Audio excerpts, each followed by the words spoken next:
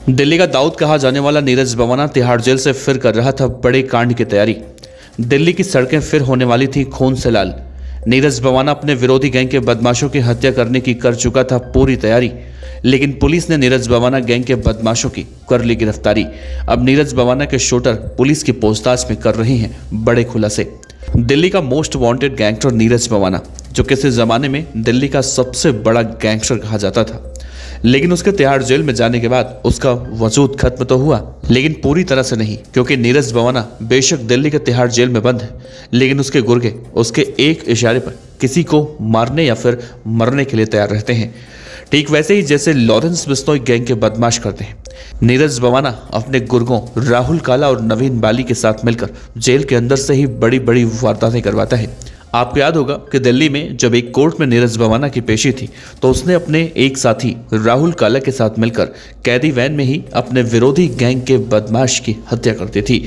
वही नीरज बवाना एक बार फिर से तिहाड़ जेल से एक्टिव हुआ है और तिहाड़ जेल में बैठकर बड़े कांड की तैयारी कर रहा था, लेकिन दिल्ली पुलिस ने नीरज बवाना के इस नापाक मंसूबे को नाकाम कर दिया है। पूरी खबर आपको बताएंगे विस्तार से, इस वीडियो के अंत तक बने रहिएगा। नमस्कार, आप देख रही हैं BDF न्यूज। दरअसल दिल्ली पुलिस की क्राइम ब्रांच ने कुख्यात गैंगस्टर नीरज बवाना गैंग के 2 शूटरों को अवैध हथियारों और कारतूसों के साथ गिरफ्तार किया है।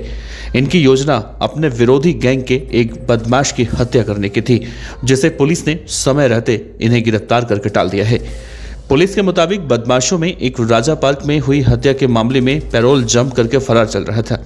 इनके कब्जे से 3 पिस्टल और 4 जिंदा कारतूस बरामद हुए हैं। DCP crime branch Satish Kumar के मुताबिक गिरफ्तार किए गए बदमाशों के नाम राकेश उर्फ जत्ती और अखिल उर्फ माया है। 4 दिसंबर को हवलदार मनदीप राणा और नरेंद्र खोखर को एक सूचना मिली कि नीरज बवाना गैंग के 2 बदमाश विरोधी गैंग के एक बदमाश की हत्या करने दिल्ली के उत्तम नगर के चाणक्य प्लेस के इलाके में आने वाले हैं। उनके पास अवैध हथियार भी है। एसीपी विवेक त्यागी और इंस्पेक्टर अजय कुमार की अगुवाई में पुलिस टीम ने वहां पर दोनों को जाकर दबोच लिया। राकेश के खिलाफ हत्या, डकैती, जबरन वसूली और आर्म्स एक्ट के 10 से ज्यादा आपराधिक मामले दर्ज हैं। इसका एक लंबा चौड़ा आपराधिक इतिहास भी रहा है। उसने सबसे पहले अपने मामा की हत्या का बदला लेने के लिए हत्या की थी। वो पिछले कुछ सालों में 8 जघन्य मामलों में शामिल रहा है। दिल्ली के राजा पार्क में दर्ज हत्या के एक मामले में उससे पैरोल मिला था। पैरोल की समय सीमा जब खत्म हुई तो उसने जेल में समर्पण नहीं किया और फरार हो गया।